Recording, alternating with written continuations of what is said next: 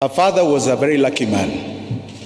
He was very gifted, he was very blessed, and he enjoyed very good health. So I'm going to talk about his last mile. His last mile. We have only had 3 scares in his life for his health. The first was in 2017, 2018. Is Dr. Silverstein still here? I know he had patients to go to. Dr. Silverstein has been his doctor for 40 years. And in 2017, 2018, he had a problem with his first and second vertebrae, where the cartilage between had eroded.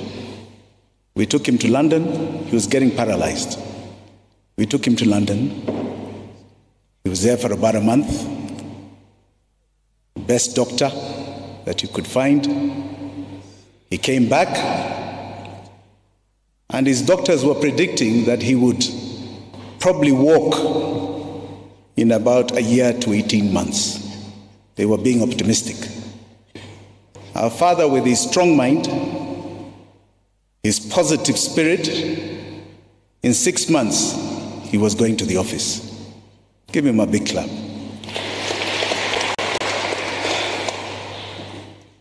The second time was COVID, the original COVID, where both mom and dad got COVID. And when we took dad to hospital, the same Dr. Silverstein told us from a quick scan of his lungs, it looks like 90% of his lungs have got water. He almost intimated that it would be a miracle for him to come out of this. Mom was not so bad.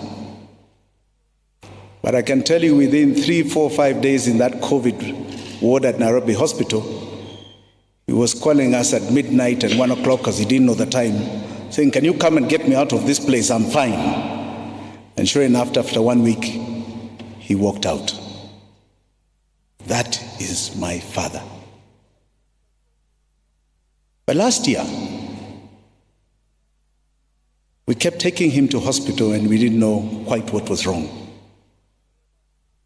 And around September last year, Dr. Silverstein calls us to the office. And he tells us that your father has a condition that medically there isn't quite a cure. He called it amyloidosis. Something we had never heard before. So amyloid, it's a disease, enters the red blood cell and catches the protein in the blood. And as it travels through the bloodstream, it folds. So that protein continually gets into muscles of the body. That folded amyloid had folded and entered the heart in large quantities. He's treated my father for heart disease and heart problems and heart checkups for many, many years. And this was just something that he had not, and nobody, he says, really looks for. So he thought that this amyloid that had lodged into his heart was now causing him heart failure. So we asked our siblings, what do we do? Doctor said that there is a stem cell treatment that maybe we can try. It's on trial. And it's in America. So he contacted his friends and called us back after about 2 weeks. And they said that particular treatment is on trial. It's going to cost a lot of money. And they have to really assess whether they're going to do it for our father at the age of 92. We said money is not an object. We are going to pay. We are going to look for the money. That's not a problem, no matter how much it is. The doctors declined. We pleaded again. We said we'll indemnify. The doctors declined. So our father, my mother's husband, who had done everything in his life to make sure that we have a very decent living, had done everything for us that any possible father, husband could do, beyond his obligations. We could not save him. And we as siblings decided that we are not going to tell him. And we also did not tell our mother. And we got our doctor to vow to us that he will not tell them either.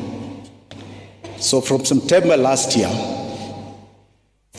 we have been painfully watching heart failure set in and not being able to do anything for him. It has been a very trying period. He left us last Friday, and I can tell you he left us with a smile. He left us with positivity. He literally chose the day that he wanted to go.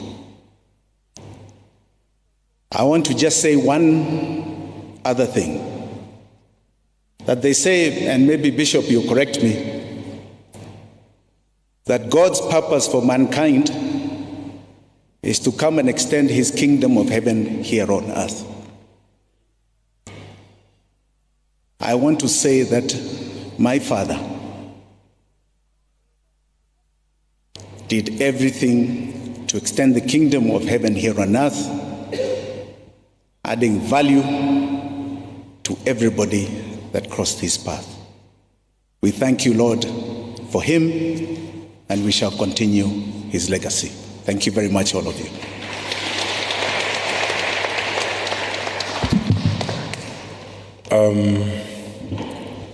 Well done, Jimmy.